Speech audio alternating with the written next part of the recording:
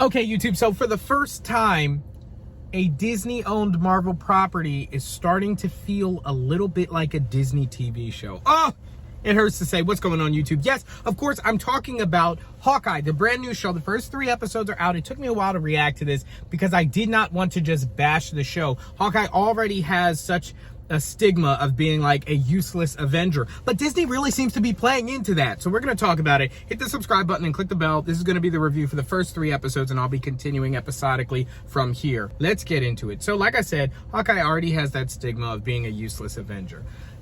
But let's start with the logo. The logo itself, I'm not a huge fan. I didn't think it looked necessarily cool, and it was very 2D, which doesn't correlate to all the other logos that they do for their shows that are kind of multi-dimensional. You look at Loki's that changes up all the time, and even Falcon and the Winter Soldier. It was kind of flat, but it looked metal. Like, I don't know. It looked very flat. That's small because it gets worse. So the second thing that stood out a lot about this show was the fact that Hawkeye was just able to walk around the streets in New York without any fanfare, without anybody mobbing him, asking for autographs. Like, Disney's playing into the fact that he's a useless Avenger, right? They're playing it. I'm not saying that. What I'm saying is they're playing into that ideology about his character. I mean, if it were Tony Stark, or I think in episode 3, they're like just sitting on the street, and so many times he goes to like a LARPers convention. That was actually really funny, but like he's just walking around and nobody cares. If Captain America or Bruce Banner or Black Widow, even any of these characters were out there just in the streets, they would get mobbed. They're famous, especially since the 2012 time when they were out for their first time defending New York against Loki's attack. His face was on national news and probably global news, as this was the first time a major superhero team defended a major city. People know who he is, so they must just not care. Like, that's what I got from it. Let me know in the comments. But it just seems like Disney is playing into the fact that this guy is whatever. And even in episode 3, he talks about, you know, my whole thing, my job is to be a ghost. He doesn't wear a flashy costume or whatever. But even people who are trying not to stand out, if you're famous like that, like on a global stage, people are they're gonna mob you no matter what you're wearing. I mean, he's like a politician with superpowers, right? He's just a famous person who's globally famous, or he's like a rock star, or at least he should be, and they don't play into that. Anyway, the story is the third part that I'm just not connecting with. And here's the whole thing in a nutshell. I can do it in like 15 seconds. So Clint is trying to spend more time with his family and is getting sucked into Kate Bishop, whose estranged mom, since her father died, is now engaged to a mysterious guy who possibly killed his uncle. All of that, most of that was established in the first episode, and we're in episode 3. What has happened? Oh, okay, one extra thing, but I finished it in like 5 seconds, so give me another 10 seconds. Kate Bishop, the way they get connected is Kate steals the Ronin suit and thus inherits all of Clint's enemies. So he's trying to clear her name. There we go. It was an extra 10 seconds, roughly. That's the story. There's not much depth to it, and I think, you know, sometimes I'm watching the show and I'm like, this dude is an Avenger.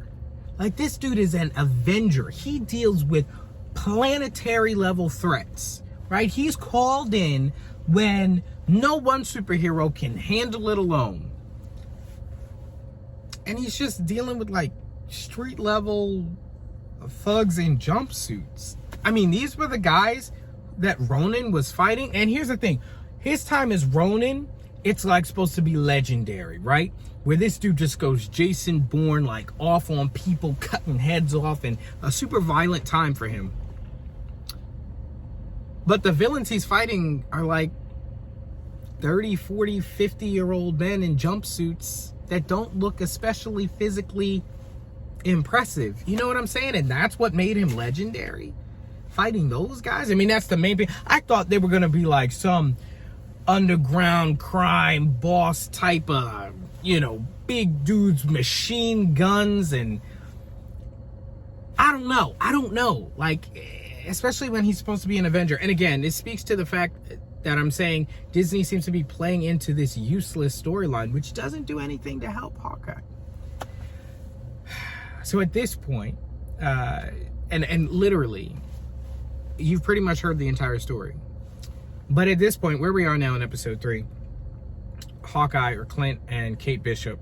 Kate Bishop, by the way, let me digress for a second. She's very stereotypical, cookie cutter, annoying teenager who has some redeeming quality. The redeeming quality is that she's very good as an archer. The sympathetic quality is that she lost her dad and she's dealing with a lot of problems, and that's the reason for teenaged angst, right? It's very stereotypical, you know? It's very cookie cutter for a character. I won't say that I hate her yet. I'm going to give her more time to grow and to develop as a character. Because remember, this is not just the first time we're seeing her. This is her first outing, period, you know, as this Marvel character. So I don't think we can judge her after 3 episodes. I mean, a lot of these Marvel characters, we can't forget, they were introduced and teased in movies that came out years before we ever saw them in their solo movies or things like that. So we're going to cut her some slack there, but not really liking Kate's character. But anyway, Clint and Kate go to Kate's mom's house to snoop around, look for clues and stuff, and because she's suspicious that Kate is suspicious that her mom's fiance killed his own uncle, and so he's there and he has a sword and puts it to Clint's throat at the end of the 3rd episode. And I thought we were gonna get this like epic scene where Clint, like, without being armed, disarms the other guy, right? Just totally shows this guy he's out of his league. Something's telling me he's not going to be out of his league. But it's just, I was expecting, the action was good. I don't want to crap all over this show. The action was pretty good. They did a good job of taking a relatively useless, like, bow and arrow, you know, when people have laser guns and stuff like that, and making it seem relevant. The action sequences are pretty cool.